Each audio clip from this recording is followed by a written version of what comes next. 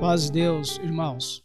Eu quero falar sobre 3 assuntos a respeito que para nós é muito relevante. Nós temos que estar sempre em mente sobre esses assuntos. Faz parte da nossa caminhada nessa terra. Vamos falar de, primeiro, a condição caída do homem perante Deus. Segundo, o justo Deus abomina o pecado. Terceiro assunto, a salvação somente pela fé. Vamos começar pela primeira condição, a condição caída do homem perante Deus. Jó 15, 14, 16. Que é o ser humano para que seja puro, e o que nasce de mulher para ser justo? Isso nos ensina que já nascemos impuro e jamais tornaremos justo por nossa competência. Jó 15, 15. Eis que Deus não deposita sua confiança nem nos seus santos, nem nos céus são puros. Nem os céus são puros aos seus olhos, quanto menos o homem que é impuro e corrupto e que bebe iniquidade como água. Isaías 64, 6.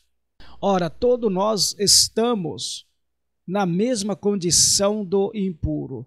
Todos os nossos atos de justiça se tornam trapo de imundícia. Perdemos o vício e murchamos como folha que morrem. E como o vento, as nossas próprias iniquidades nos empurra para longe de Deus. 1 João 8. Se declararmos que não temos pecado algum, enganamos a nós mesmos e a verdade não está em nós. O justo Deus abomina a injustiça. Jó 21, 22. Ora, será possível que alguém possa acrescentar um conhecimento ao Todo-Poderoso, que julga também os seres celestiais? Jó 4,18. Se Deus não deposita confiança em seus próprios servos, percebe-se erro em seus anjos e os julga por insensatez, quer dizer, por imprudência? Hebreus 10:38. Mas o justo viverá da fé, contudo, se retroceder, minha alma não se agradará dele. Retroceder e abandonar a fé é negar a salvação que Cristo nos deu por meio do seu sacrifício e morte na cruz. Isto é considerado uma blasfêmia. Salmo 143, 2. Entretanto, não leves teu servo a julgamento, pois nenhum ser vivo é justo diante da tua presença. Terceiro, salvação somente pela fé. Quem será puro aos olhos de Deus? Isaías 53, 6. Em verdade, todos nós, tal como ovelha perdida, andamos errante, cada ser humano tomou seu próprio caminho, mas o Senhor fez cair sobre ele a iniquidade de todos nós. Deus, não tendo um ser justo qual ele, poderia depositar a sua confiança para morrer em um sacrifício expiador, em ato propiciatório de transferência de culpa, para resgatar o homem da condenação eterna. Deus enviou seu próprio Filho, que é totalmente justo, que satisfaz o coração de Deus, para morrer em nosso lugar como um cordeiro, em resgate de todo aquele que nele crer, tem a vida eterna. Gálatas 3, 10, 12. Pois todos os que são da obra da lei estão debaixo de maldição, porquanto está escrito: maldito todo aquele que não persiste em praticar todos os mandamentos escritos no livro da lei. As obras da lei, Cristo já cumpriu por nós. As obras da lei hoje são ordenanças impostas como meio de salvação. A salvação em Cristo, ela é única. É só Cristo. É pela fé a salvação. Nós não podemos estar debaixo de lei mais, debaixo de regras. Regras e lei é a mesma coisa, são atos que nós temos que obedecer. Rejeitando o ato propiciatório que Jesus Cristo, Cordeiro Divinal, se ofereceu no madeiro da cruz, entregou sua vida morrendo em nosso lugar. Seremos salvos agora, não pelas nossas obras, mas pela justiça de Cristo. Em Gálatas 5, no versículo 22, está muito bem claro: quais são os frutos do Espírito Santo que faz nos conduzir agora neste caminho de justiça. E também em Gálatas diz assim: andai em espírito e não cumprireis o desejo, a concupiscência da carne. Não está escrito assim: andai em espírito e também não cumprireis o desejo da carne. Não. Andar em espírito, como resultado, nós não cumprimos o desejo da carne. Então, nós temos que se preocupar, não é querer fazer justiça perante Deus. Nós queremos se preocupar, é se encher do Espírito Santo, que ele nos leva à justiça diante de Deus, que é a justiça de Cristo. Seremos salvos agora não pelas nossas obras, mas pela justiça de Cristo. Gálatas 3:11.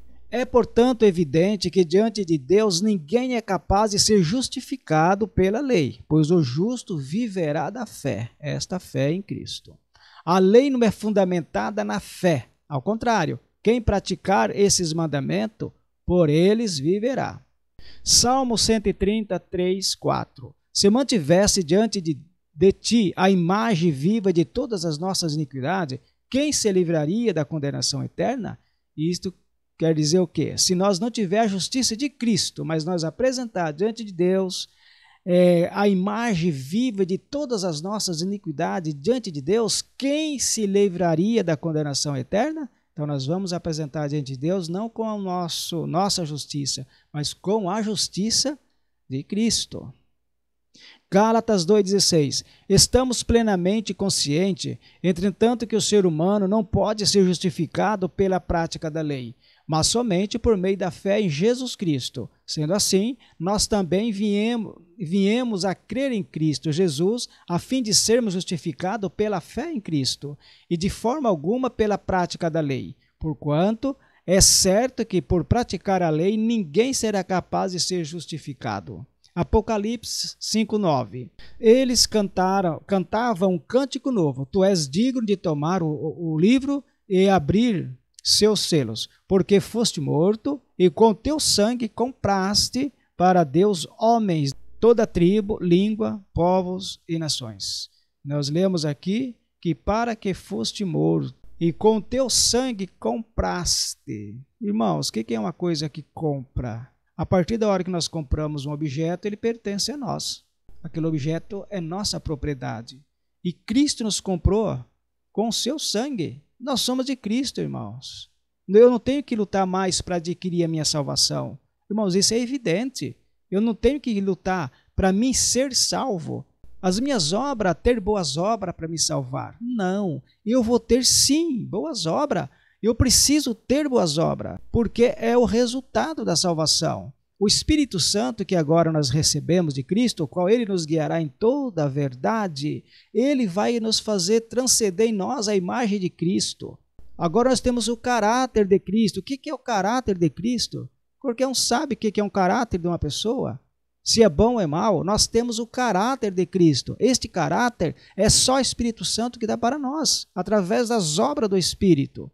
Isto sim que são a justiça de Cristo, mas não eu querer fazer justiça de mim próprio para me ganhar o reino do céu. Isto é desconsiderar, irmãos, é não considerar o que Cristo fez por nós.